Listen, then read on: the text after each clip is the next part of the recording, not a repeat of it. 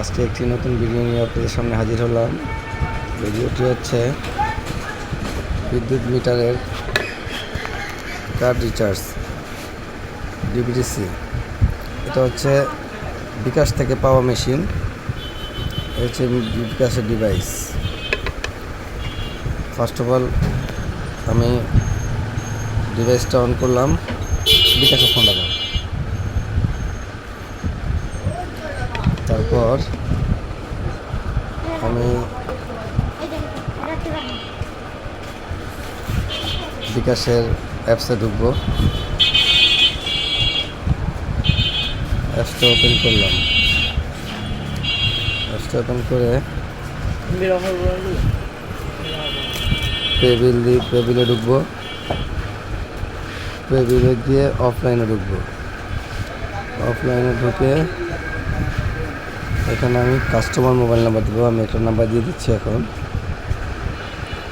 Customer number দিলাম। Customer number দেওয়ার পর যখন কার্ডটা তারা চাইবে তখন কার্ডটাকে পাঞ্চ করে কার্ডটাকে ধরোটা কার্ডটাকে সুন্দর করে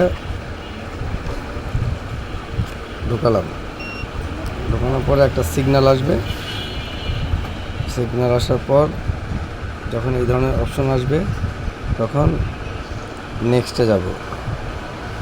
নেক্সট থেকে এখানে অ্যামাউন্ট চাইছে, যেহেতু কাস্টমার আমাকে 1000 টাকা দিচ্ছে, তো সেক্ষেত্রে আমি 1010 টাকা দিয়েছে, আমাকে 1000 দিব।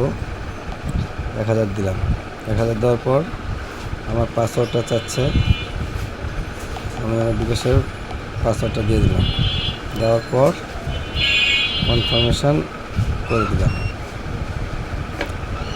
কনফার্মেশন হয়ে গেছে। এখন সব কমপ্লিট হওয়ার পর আমাকে মেসেজ দিয়ে ওরা সাকসেসফুল একটা মেসেজ না দেওয়া পর্যন্ত আমাকে ওয়েট করতে হবে। এটাই হচ্ছে মূল কাজ। আর মূল টিপস হচ্ছে এটাই যে এখানে offline meter card recharge is successful.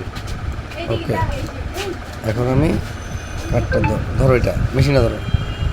কার্ডটা বের করে ফেললাম। কাস্টমার কাছে মোবাইল মেসেজ চলে গেছে।